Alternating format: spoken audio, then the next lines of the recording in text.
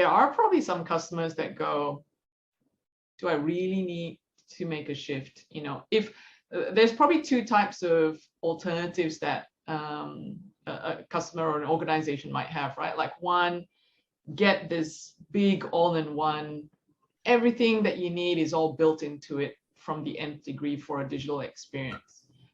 The big guys tend to have that, and I know that's what we call all-in-one or monolithic kind of structure for a DXP. And then there's, you know, what we talked about earlier, where you got lots of niche players that do one thing and they do it really well, and you know, you want to work with the best, so you kind of buy the best tool to do that one thing, and you build that ecosystem up and you get them to integrate when you need to. When are those choices just enough? Like, you know, why would they need what we've been calling a composable DXP that gives you that flexibility to build stuff in and out? Why wouldn't you go with one of those other options? What are the pros and cons of that? Yeah, well, if we start with, maybe we start with the sort of niche, the go niche sort of strategy, because it sort of ties into integration as well. So if you've got lots of different systems that you've decided to use, and so every time you need to solve a new problem, you pick a new system and you build an integration with it. Hopefully we've already gone over sort of why integration is maybe a bit hard to manage, but you can imagine as that scales up with all of those different systems, that is quite a fragile solution. It's also a very developer focused solution. So you've got a high reliance on your developers, and you've also got lots of little places where things can go wrong, right? You've got no real platform there helping support that, and you end up with ultimately a fragile system that is hard to change over time. So you can do it and it will get you easy wins, but as you start to build that out, you're going to really feel the complexity that you've created. And then when you start to try and come in and consolidate a few things together, what you're really doing there is having to rebuild the things that you've already built, because they're so reliant on those point-to-point integrations. So there's a lot of benefits in a composable DXP around that, of sort of bringing something in, and rather than just doing integration with it, at least using the iPaaS to sort of, you know, bring that in and make it feel like a part of the platform. But there's more to that, to the iPaaS, than that. We can talk about composability and platform maybe a little bit later, but bring it in and make it feel like it's part of the solution. So it's part of that sort of stable base to build upon. So it's not so fragile anymore. It's like it's something that we actually know about as part of the solution. You can do that. We can do that with all of those niche products if you want to. It's really a matter of how you bring them into the solution and how you build your solution on top of it. That is the difference there. So we don't want to say, you know, you have to use just these three things. It should be whatever you want. But it's a matter of making sure that you design the solution for it. Yeah, so I'd say if you're happy with what you've got now and it's doing everything you need, you wouldn't replace it. But what's likely to happen is you're going to hit some use case where you go, how do I do this? Like, I want to be able to do personalization on my site, or I want to be able to build a portal. Now, when you hit those scenarios, that's the piece where you start going, well, what do I do? Do I go and pick a point solution that's going to solve that for me? Or do I pick a new content management system that's got better functions around that particular component? And you can really run the risk of either fragmenting and having lots of different solutions, and then you start creating poor digital experiences, because customers can start dealing with the organization through one channel and then find if they come in through another channel, they get a totally different experience, different content, different functions that are available to you. The organization has to deal with the complexity of duplicating things as they're publishing, different workflows. How do you manage security? How do you upgrade the whole thing? All becomes complicated. So that's the downside of picking lots of different solutions. Whereas if you pick a platform, a DXP at that point, and say, why don't we start now building around a composable thing and saying, well, I can build my intranet, and I can build my portal, and I can build my website, my big website with lots of bits, and my many campaign sites. And I'm finding that it's easier for me to reuse these things. I could put a design system over the top. What you find is you start reducing complexity over time rather than increasing complexity by having lots of different solutions all around the place. So the need is driven by the fact that you want to go and do something. There's some problem, and you say, what's an easy way of being able to do it? And I'll finish with one last point. You don't have to jump all the way. So I think what's an important thing about Squiz's approach is if you want to solve one digital problem, we're not saying sweep out your current ecosystem and start again. We're saying, which bits of the DXP do you need to solve this problem? So Greg was saying that before, you can choose the pieces that you want.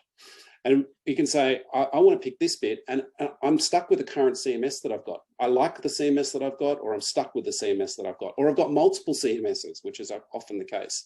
Can I somehow create an experience that improves value within the organization, even though I've got content in those locations? One of the advantages of the composable approach is to say, let's leverage what you've already got, and let's just add the pieces that you're missing. And over time, you can either replace the things that are out of date that you don't need anymore, or add in new services that might increase your capability. So that just speaks to, we talked about it earlier, that gives you the ability to have the choice and control of how you want to transition your digital experience over time without having to disrupt the way you work, what your teams have to learn, systems, and the customer experience. And the cost, I suppose.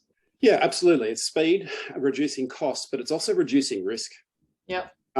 So I think it's easy to underestimate. A lot of people go, oh, let's start again. Let's go and build from scratch. And this one's going to be way better. But it's never like that. You have to you have to solve the same problems you solved once before. And you create a huge amount of, so some things will be better. And then you find you've just reinvented a whole bunch of problems that you'd already solved previously. And so it doesn't necessarily make you faster. It just introduces a different level of risk and potentially a lot of extra cost. Yeah. So what about the other option then? The other option is like you buy this giant, everything you could ever possibly think of has been built in this one monolithic DXP solution that has everything. That's fine. If your requirements fit exactly within that box and they don't deviate out, and if your future plans fit really nicely within that vendor's future plans, then you might have a good time. Otherwise, if they don't, if you want to bring something else in, if you just, you want to, I need to bring data in from this other system, I want to start looking outside the ecosystem, that's not what they want you to do, right? Like they're not friendly to that. They'll say they integrate with different systems, you can integrate with whatever you want, that's totally fine. It's still just integration. That's still putting the onus on you to try and figure this one out and to manage it over time.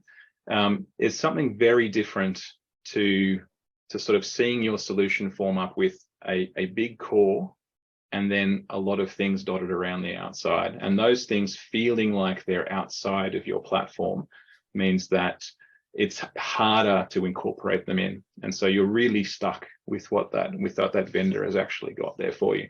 And if you love it, you love it. But ultimately, unless you are really, really, really big, they're probably not going to listen to you when they start thinking about what their plans are and when they deprecate something.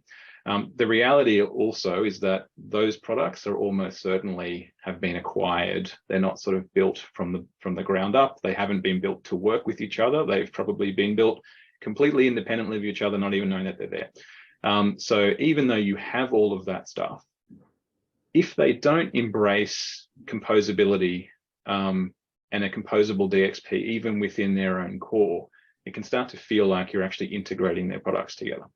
And that's not a great experience either. That sort of makes it feel like your solution is fragile, like you're slowing down, you've added additional risk and cost there as well. You need to get a developer involved when you don't really expect to be able to do that. So it might look good from the outside and you might have all of those features there, but ultimately, no matter what you've got, even with Squiz and having Matrix and Funnelback, we have to make sure that those products work together. They have to understand that they exist within a composable DXP, and they have to understand that there might be alternatives.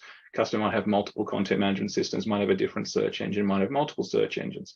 And so the way we build those things up, the way we sort of make assumptions about what's actually in the DXP and how to talk to it is really important.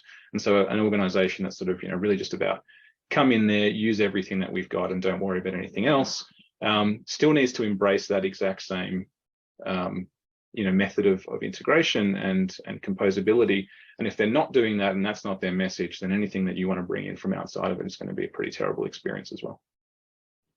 So if I were to summarize that, having a monolithic all-in-one solution is kind of like using a tool where it's on the vendor's terms, whereas having a composable DXP means that it's your terms.